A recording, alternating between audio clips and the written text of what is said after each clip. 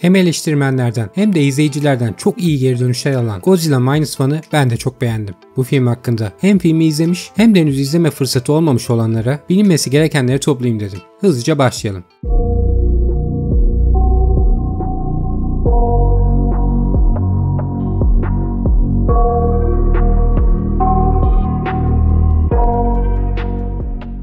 Öncelikle filmin adı neden İngilizce'de eksi bir anlamına gelen Minus One, ona bakalım. Japonya 2. Dünya Savaşı'ndan çıktığında harap olmuş bir haldeydi. Hiroşima ve Nagasaki'ye atom bombaları atılmış, birçok şehir yerle bir olmuştu. Ülke ekonomisi de sıfıra inmişti. İşte bunların üzerine Japonya henüz toparlanmadan bir de Godzilla'nın gelişi ülkenin sıfırdan eksiye geçişine sebep oluyor. Fragmanlarından birinde bunun sloganını da kullandılar. O da şöyleydi: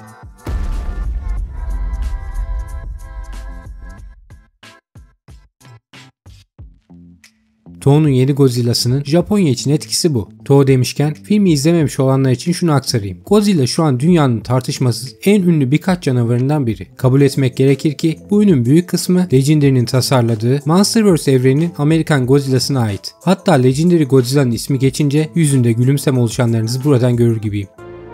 They are taking Kong to Hollow Earth.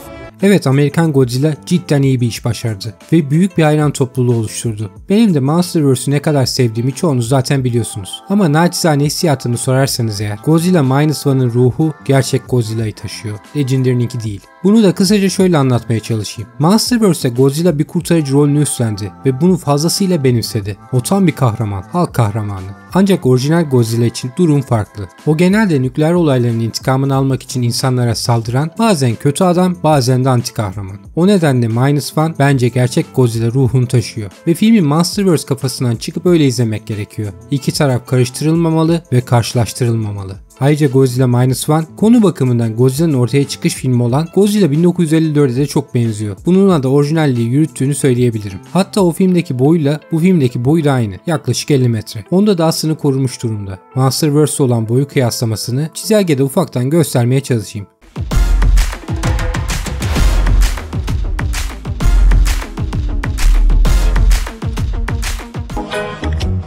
Salam alaikum. Aleykümselam. Selam aleyküm. Ve aleykümselam. Ek olarak filmin vizyona giriş tarihi de özel seçilmiş. İlk Godzilla filmi 3 Kasım 1954'te Japonya'da vizyona girmişti. Godzilla Minus One için de aynı gün ve ay tercih edilmiş. O da Japonya'da 3 Kasım 2023'te vizyona girdi. Bir yıl daha bekleseler tam 70 sene olacakmış. Bir de kimisinin aklına şu takılıyor: Shin Godzilla ile bu filmin bir bağı var mı? Yok. Godzilla olmaları ve Toho tarafından yapılmaları dışında bir bağları yok. Shin Godzilla zaten günümüze yakın tarihlerde geçiyor. Bunda da şöyle bir durum var. Shin Godzilla da çok büyük başarılar elde etmiş bir film. Bu başarıların ardından Toho'ya bir devam filmi gelmesi için bayağı baskı yapılmış. Birçok senaryo hazırlanmış ama Toho bunların hiçbirinin Shin Godzilla'nın üzerine koyamayacağını düşünerek devam filmi işinden kaçmış. Şimdi Minus One da büyük bir başarı elde etti. Toho çoktan kara düşünmeye başlamış olmalı. Bir de film için kamikazelik önemli bir unsur. Bilmeyenler için bunun da altını bir ufak çizeyim. Kamikazeler 2. Dünya Savaşı'nın sonlarına doğru Pasifik cephesindeki Japon İmparatorluğu'na bağlı savaş uçaklarıyla Amerika Birleşik Devletleri savaş gemilerini batırmak veya tahribat vermek için konvansiyonel intihar dalışları yapıyorlar ve binlerce Japon pilot bu görevlerde hayatını kaybetmiş. Japon İmparatorluğu bu ve bunun gibi farklı şeylerle Japon halkının hayatını içe saymış. Filmin asıl odak noktası da Godzilla'dan çok bu kısımlar. Özetle kendilerini eleştirdikleri, insanlıklarını sorguladıkları bir canavar filmi. Acaba hangisi gerçek canavar? İzleyin, izlettirin.